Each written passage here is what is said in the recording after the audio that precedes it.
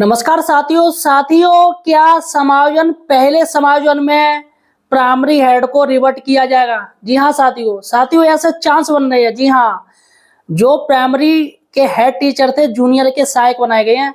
दोस्तों मुझे नहीं लग रहा है, मैं बकायदा आपको साक्ष्य दूंगा कि दोस्तों उनको उनके मूल विद्यालय भेजा जाएगा। जी हाँ, उनको रिवर्ट किया जाएगा और दोस्तों ऐसा बहुत ही जल्दी हाईकोर्ट आदेश जारी करेगी। पूरी खबर मैं आपको दोस्तों बताने जा रहा हूँ। क्या समायोजन 1.0 निरस्त होगा, क्योंकि इसमें नियमों की अनदेखी की गई है। खासकर इस मैटर में जो प्राइमरी के हेड जूनियर के सहायक बनाए गए, वो भी बिना जूनियर टेट के। दोस्तों पूरी खबर मैं आपको बताऊंगा और हाई कोर्ट में क्या सुनवाई हुई है और किस तरीके से सरकारी वकील की छीछा लेथन हो गई है। जी हाँ, सारी जानकारी आपको दूंगा, इसलिए सही और सटीक जानकारी के लिए आप हमारे चैनल बेरोजगार हेल्पर को सब्सक्राइब कर लीजिए। यार सब्सक्राइब कर लीजिए, पूरे यूट्यूब में आपको कोई सही जानकारी नहीं देगा। चलिएगा दोस्तों, बात करते हैं कि हाई कोर्ट में क्या हुआ। जी हाँ साथियों, देखिएगा दोस्तों, समायोजन पहले 1.0 के खिलाफ काफी लोग कोर्ट चले गए हैं, जिस पर दोस्तों कोर्ट में सुनवाई हुई। जी हाँ, कोर्ट में सुनवाई हुई और क्या सुनवाई हुई मैं आपको बताऊंगा, और कोर्ट ने अगली डेट कौन सी दी है उस दिन फिर से सुनवाई होगी। सारी बातें आपको बताऊंगा। देखिएगा, यहाँ पर कौशाम्बी के एक शिक्षक हैं जिनका नाम है अतुल द्विवेदी ने हाई कोर्ट में याचिका डाली है समायोजन 1 के खिलाफ। जी हाँ, खासकर उनके खिलाफ डाली है जो पीएस हेड को जूनियर का सहायक बनाया गया है। चलिएगा बात करते हैं कि क्या सुनवाई हुई। देखिएगा, हाई कोर्ट के सरकारी वकील ने कहा कि सर नियम अनुसार सारा काम किया गया है, इसमें नियम को नहीं तोड़ा गया है, क्योंकि एनसीटी के गाइडलाइन के अनुसार ही ये सारे काम किए गए हैं। शिक्षा में एक गाइडलाइन बनाती है एनसीटी, तो एनसीटी के अनुसार ही सारे काम होते हैं। चाहे वह दोस्तों आपके ट्रांसफर हो, चाहे म्यूचुअल ट्रांसफर हो, चाहे नई भर्ती हो, सारा कुछ एनसीटी के गाइडलाइंस के अनुसार ही होता है, क्योंकि यह जो नई शिक्षा नीति के तहत काम हो रहा है और सेंट्रल के तहत सारे नियम कानून बनाए जाते हैं।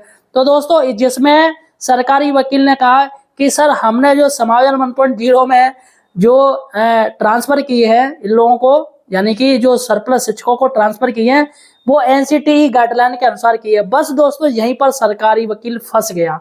जी हाँ, अब कैसे फंसा है मैं आपको बताऊंगा पूरा दोस्तों इस वीडियो में।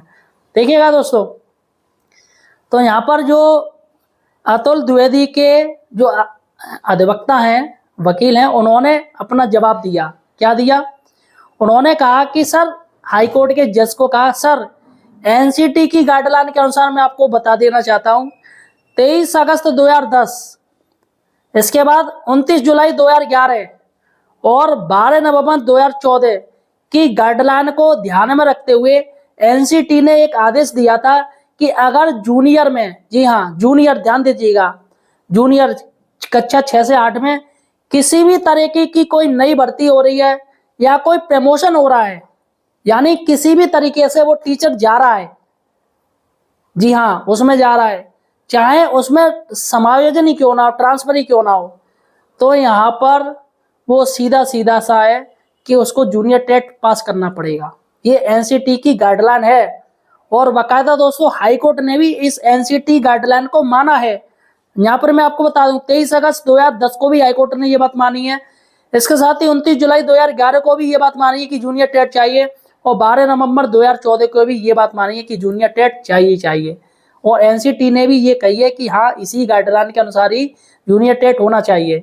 अब दोस्तों ऐसे में सरकारी वकील चुप हो गए, उनके पास कोई जवाब नहीं, क्योंकि ये जो समायोजन 1.0 जो ये ट्रांसफर हुए हैं, ये 23 मई 2025 के जो एनसीटी के आदेश के अनुसार ये समायोजन किए गए। उसमें आप अधिसूचना देखिएगा, जियो देखिएगा, अगर आपके पास जियो है इसका, ये समायोजन जो सरप्लस शिक्षकों का हुआ है, तो उसमें जियो में दिया है कि एनसीटी गाइडलाइन के अनुसार ये समायोजन किए जा रहे सरप्लस शिक्षकों के। तो यहाँ पर दोस्तों अगर ये कह भी दें कि सर एनसीटी ने ऐसा कोई आदेश नहीं दिया है कि उसमें प्रमोशन तो सर हुए नहीं है, ये है ना, और नई भर्ती तो हुई नहीं, ये सिर्फ समायोजन किया गया है, दोनों का कैडर एक है, क्योंकि जूनियर का जो सहायक है उसका कैडर और प्राइमरी के हेड का जो कैडर है वो एक है, तो सर हमने समायोजन किया है। लेकिन दोस्तों यहाँ पर जो जियो आया है, जियो में इन्होंने साफ साफ कहा है कि एनसीटी के गाइडलाइन के अनुसार ये सरप्लस शिक्षकों को ट्रांसफर दिए जा रहे हैं। अब देखिएगा दोस्तों, खुद एनसीटी की गाइडलाइन को ये तोड़ रहे हैं, ब्रेकअप कर रहे हैं। अब इसमें ये दोनों तरीके से फंस चुके हैं, क्योंकि अगर सरकारी वकील ये भी कह दे कि सर जो 23 अगस्त का आप जो आदेश बता रहे हैं, ये प्राइवेट वकील 23 अगस्त 2010 का और 29 जुलाई 2011 का, 12 नवंबर 2014 का जो एनसीटी का आदेश ये कह रहे हैं कि बिना जूनियर टेट के नहीं भर्ती हो सकती, तो सर वो सिर्फ दो में है, एक वो है नई भर्ती में और दूसरा है प्रमोशन में। लेकिन सर यहाँ तो हम समायोजन कर रहे हैं, लेकिन दोस्तों यहाँ पर जो जियो आया है, जियो में एनसीटी गाइडलाइन का बात की गई कि उसके अनुरूप ही ये इनके सरप्लस शिक्षकों के ट्रांसफर किए जा रहे हैं। तो यहाँ पर जो सरकारी वकील है वो दोनों तरफ से फंस गया है। एक तरफ आप कह रहे हो कि सर यहाँ पर नहीं है, तो आपने फिर एनसीटी की गाइडलाइन इसमें क्यों डाली। तो यहाँ पर दोस्तों इतना तय हो गया है कि ये समायोजन के जो प्राइमरी हेड हैं उनके लिए बहुत ही जल्दी दोस्तों एक खुशखबरी आने वाली है। कुछ के लिए बैड न्यूज है, क्योंकि दोस्तों बहुत से प्राइमरी के हेड हैं वो परेशान हैं, क्योंकि उनको इतने दूर भेज दिया है, काफी दूर भेज दिया है। और ऐसे स्कूल हैं जहाँ पर बच्चे ही नहीं, बच्चे ज्यादा थे, स्टाफ कम था, जिसमें शिक्षा मित्र भी है, प्राइमरी का हेड भी है। और दोस्तों प्राइमरी को हेड को वहां से हटा दिया, पूरा शिक्षा मित्र के ऊपर पूरा स्कूल आ गया, इसके साथ ही कोई टीचर ही नहीं आया। ऐसे स्कूल हैं जहाँ पर ज्यादा बच्चे हैं, जहाँ पर 2-3 का स्टाफ है, जिसमें प्राइमरी हेड भी थे, लेकिन दोस्तों उनको सरप्लस में दर्शा दिया गया, उनको वहां से हटा दिया। अब यहाँ पर दोस्तों समायोजन 2.0 में भी उनके स्कूल का नाम ही नहीं आया। यहाँ पर उनके स्कूल में आवश्यकता थी स्टाफ की, लेकिन उनके स्कूल का नाम ही नहीं खोला गया है। अब बताइएगा कि अब समायोजन 3.0 अगले साल होगा, तो इतने समय में वो बच्चों की कैसे देखभाल होगी। यहाँ पर ऐसे स्कूल हैं यहाँ पर दोस्तों 10-10 15 का स्टाफ है, बच्चों की छात्र संख्या कम है। अब देखिएगा जो ऐसे स्कूल में टीचर्स को भेज दिया है, जहाँ पर सरप्लस 1 से उनका ट्रांसफर हुआ, वो दूसरे स्कूल में गए, लेकिन वहां पर भी उनका सरप्लस में नाम आ गया। जी हाँ, यानी 1 से गए और दूसरे में भी उनका सरप्लस का नाम आ गया, वो वहां से भी हटाए जाएंगे। तो यार साथियों, ऐसे में बच्चों की पढ़ाई कैसे हो पाएगी। यही चलता रहेगा कि अब ऐसे में जो टीचर सरप्लस किए गए उन स्कूलों की छात्र संख्या गिरेगी, तो या तो वो मर्जर किए जाएंगे, इसके साथ ही वहां पर भी सरप्लस आएंगे। तो आप ये मत सोचिएगा कि आप स्थायी आ गए हो तो आप वहां स्थायी रहोगे, ये सीधा बच्चों की संख्या पर डिपेंड रहेगा।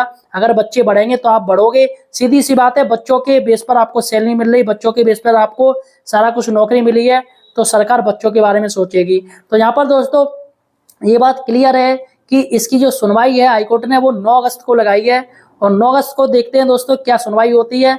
सही और सटीक जानकारी के लिए आप हमारे चैनल बेरोजगार हेल्पर को सब्सक्राइब कर लीजिए, क्योंकि हमारे चैनल पर ही उसकी सूचना आएगी कि आखिर दिन में क्या क्या बहस हुई है। फिलहाल दोस्तों सरकारी वकील का जो पक्ष है वो काफी कमजोर नजर आ रहा है। सरकार दोनों तरफ से गिर चुकी है, क्योंकि नियमों की ज्यादा अनदेखी की गई है। और दोस्तों जो टीचर बेचारे बैठे हुए थे कि चलो भैया 10-10 साल से इंतजार कर रहे हैं, 11-11 12-12 साल से इंतजार कर रहे हैं, जूनियर टेट भी हैं दोस्तों, वो इंतजार में थे कि चलिए भैया हमारा प्रमोशन हो जाएगा तो हम अपने घर के पास पहुंच जाएंगे, इस ब्लॉक से हट जाएंगे, काफी दूर पड़ रहा है, या कुछ भी हो, वो प्रमोशन के इंतजार में थे। लेकिन दोस्तों यहाँ पर प्राइमरी हेड को जूनियर का सहायक बना के सारे पद हैं वो सरकार ने बच दिए। इसके साथ ही विषय विसंगति भी काफी हुई है। यहाँ पर एक मैथ का टीचर चाहिए, वहां पर 4 मैथ के टीचर हो गए हैं। यहाँ पर एक साइंस का टीचर चाहिए, वहां पर 3 साइंस के टीचर हो गए हैं। लेकिन समायोजन 2.0 में इनका हटाने का कोई आदेश ही नहीं जारी किया गया है। तो दोस्तों तमाम खामियां हैं, अब ये खामियां ही सरकार को ले डूबेंगी। फिलहाल साथियों आपके साथ कोई घटना है या आपकी कोई प्रॉब्लम है तो मुझे कमेंट सेक्शन में बताइएगा, और दोस्तों चैनल को सब्सक्राइब कीजिएगा।